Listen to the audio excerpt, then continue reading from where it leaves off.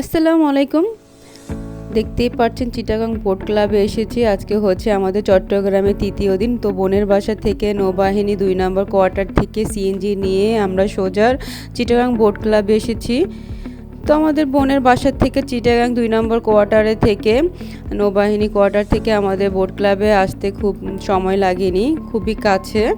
তো এখান থেকে সিএনজি নিয়েছিলাম, ১২০ টাকা সিএনজি ভাড়া ছিল, খুবই কম প্রাইস ছিল। তো সেখানকার সিএনজি ভাড়া চট্টগ্রামের আসলে খুবই কম। আর এখানে আমরা প্রবেশ করেছি, টিকিট কেটেছি, ৫০ টাকা করেছিল। তো আমার হাজব্যান্ডের দুজনে ১০০ টাকাতে প্রবেশ করেছি। তো বাচ্চাদের জন্য টিকিট লাগেনি। তো ঢোকার সাথে সাথে দেখছি এত বড় বোট ক্লাব, তো হেঁটে শেষ করা যাবে না। তো আমরা আস্তে আস্তে একটু লেট হয়ে গিয়েছে। তো বোনের শরীরটা ভালো ছিল না, এর জন্য আমাদের হাতেও সময় নেই। তো ঘুরতে তো হবেই, তো সময় আর লস করিনি। তো আমরা বিকেলবেলা বের হয়ে গেছি, যেহেতু দিন খুবই ছোট। তো আসরের আজানের সময় বের হওয়ার সাথে সাথে সন্ধ্যা হয়ে গিয়েছে। এই তো দেখতে পাচ্ছেন অনেক বড় একটা মাঠ, বিশাল মাঠ। তো সেখানে আমরা বাচ্চাদের নিয়ে গিয়েছি। তো আমার হচ্ছে এই ফার্স্ট টাইম আসা। তো এখানে কিছু বোট ছিল, এখন আর নেই। তো আমার দুলাভাই নৌবাহিনী জব করে, তো ওনার ডিউটি বেশিরভাগই বোট ক্লাবে থাকে। তো সেখান থেকে জাহাজের ডিউটি বেশি থাকে। তো এখানে দেখতে পাচ্ছেন আমার ছেলেরা ভাগ্নিরা খুবই আনন্দ করছে। তো শাকেরারা অনেকবার এসেছে, তো আমাদের জন্য ফার্স্ট টাইম। তো সন্ধ্যা হয়ে গিয়েছে, তো বাচ্চারা আরও আগে আসলে হয়তো বা খুব ভালো এনজয় করতে পারতো। তো কিছু আর করার নেই। তো যতটুকু ছিলাম ততক্ষণই ওরা অনেকক্ষণ খেলাধুলা করেছে। তো রাতের ভিউটা খুবই ভালো ছিল।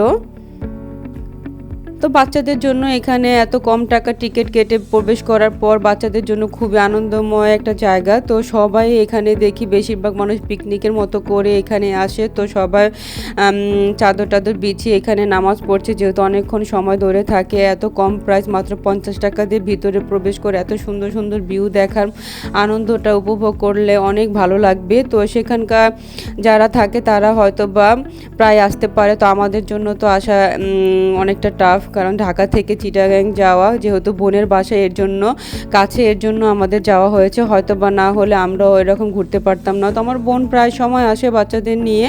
তো এই তো রাতের ভিউ দেখতে পাচ্ছেন, সেখানে অনেক জাহাজ ছিল, সেটা হানিমুনের জন্য অনেকে ভাড়া করে সমুদ্রে নিয়ে যায়। তো কয়েক ঘন্টার জন্য যাদের যেভাবে প্রাইস নিতে পারে। তো এখানে হচ্ছে বারবিকিউ পার্টি হচ্ছে।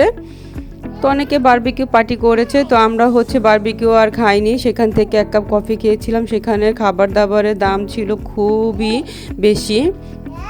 তা আসলে আমাদের এরকম করে খাওয়া হয়নি, কারণ আমরা সব সময় বোনের বাসা থেকে খাবার দাবার খেয়ে বের হই। দুলাভ এত পরিমাণ সামুদ্রিক খাবার খেয়েছে।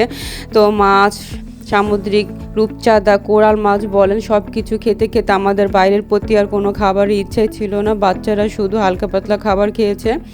তো যেহেতু বোনের বাসা থেকে সব কিছু কাছে, পতেঙ্গা সি বিচ কাছে, বোট ক্লাব কাছে, তো নৌবাহিনী হেডকোয়ার্টার, এগুলি ঘুরে আমাদের প্রায় টায়ার্ড লাগছে। তো আমরা একদিনও সময় লস করিনি, প্রত্যেক দিন ঘুরতে বের হয়েছি।